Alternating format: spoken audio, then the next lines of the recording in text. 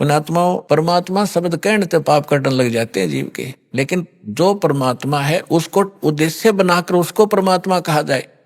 अब जैसे हम तहसीलदार को और प्रधानमंत्री कहें जाएं और उसका आगे एप्लीकेशन रखें, प्रधानमंत्री के सत्र का काम और उसके तहसीलदार के आगे रखें, बेसिक प्रधानमंत्री कहें जाओ कति नारी जय अरना वो काम कर सकता, तो प्रधानमंत्री का ही उद्देश्य लेकर उसका आगे पर अर्जी रखेंगे तब ये काम होगा। अब क्या बताते हैं दादू साहब जी ने कैसे गुण गाए हैं।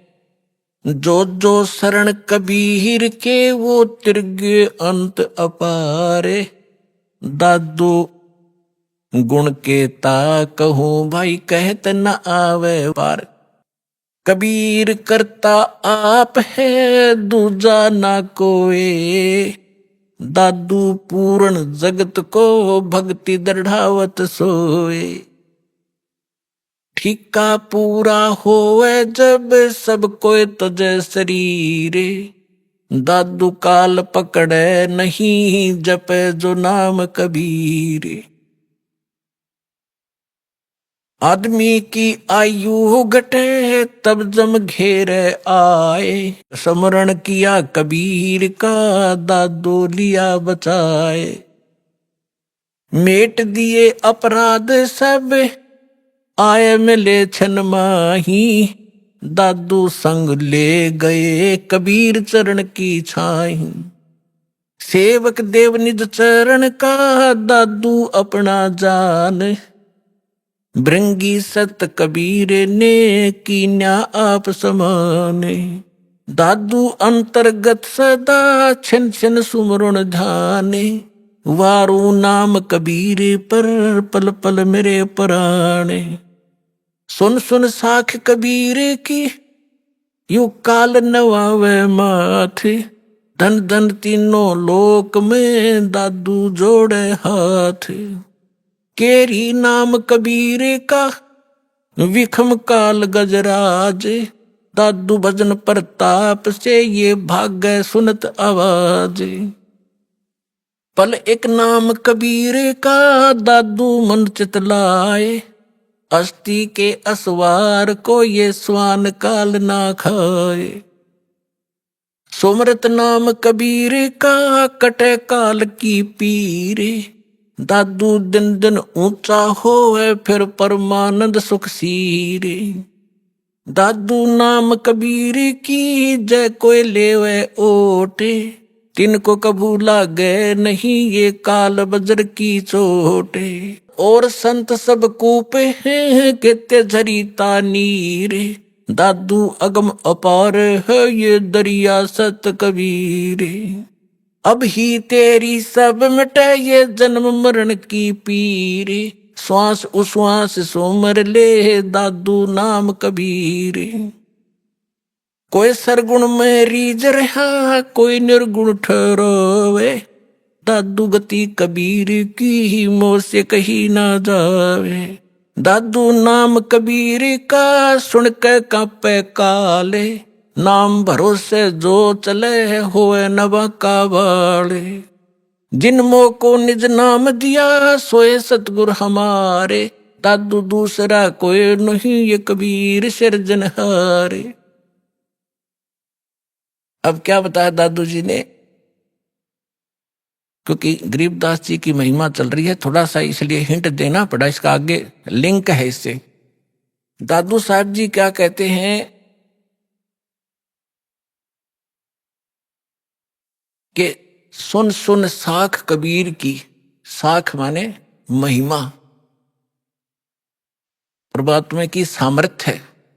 सुन सुनने से जैसे परमात्मा की महिमा जहां चलती है तो काल भी माथा रगड़े क्यों तो समर्थ है।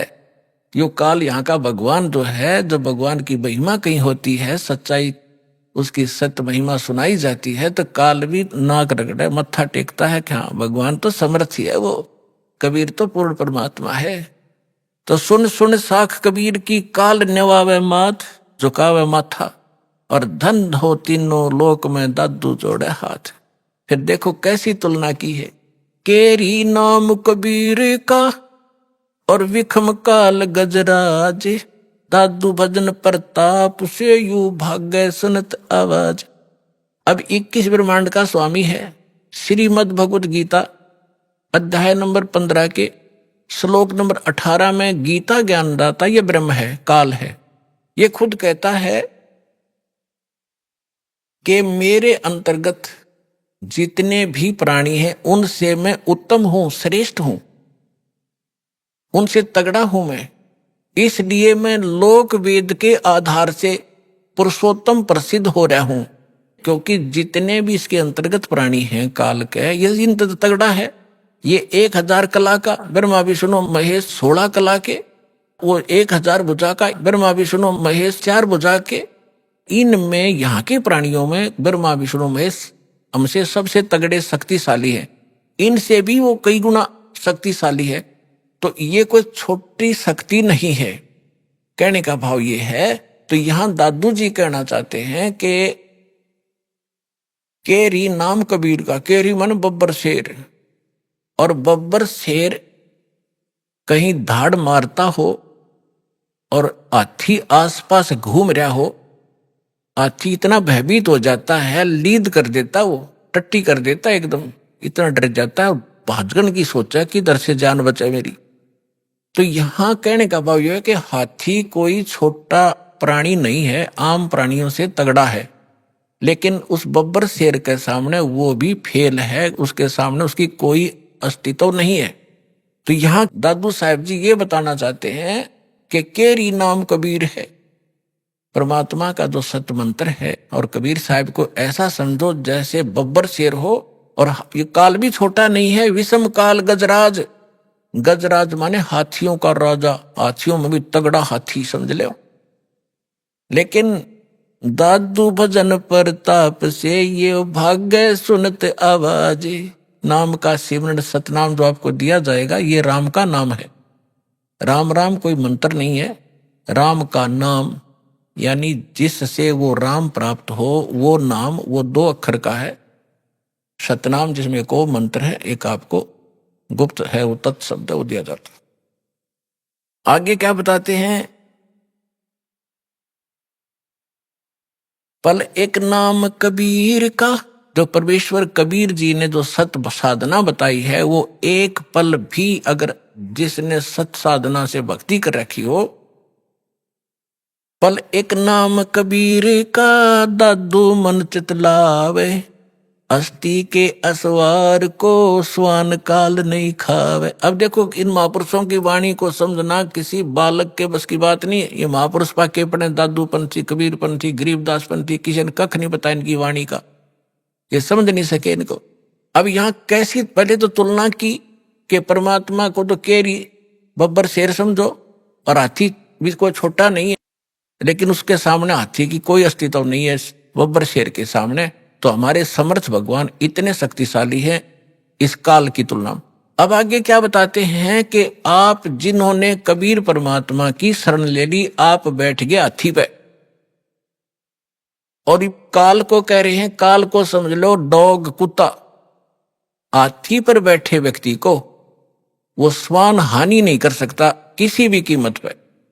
अगर हाथी पर बैठे रहे, रात पर नीचे गिर गए, फिर तो पिंडी पाड़ेगा वो।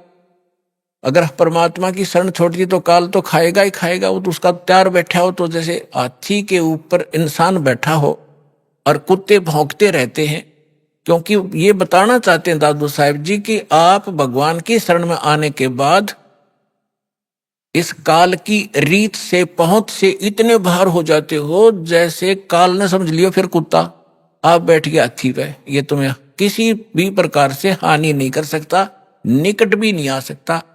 इतना आप इतने सुरक्षित हो गए इस कबीर भगवान की शरण। तो यहां क्या बताते हैं,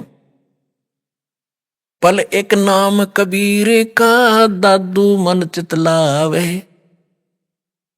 अस्थि के असवार को स्वान काल नहीं खावे। स्वान माने कुत्ता, अस्थि माने हाथी पर बैठे व्यक्ति को जैसे कुत्ता हानि नहीं कर सकता, कबीर परमेश्वर की शरण में आने के बाद आपको ये काल कोई दुख नहीं दे सकता।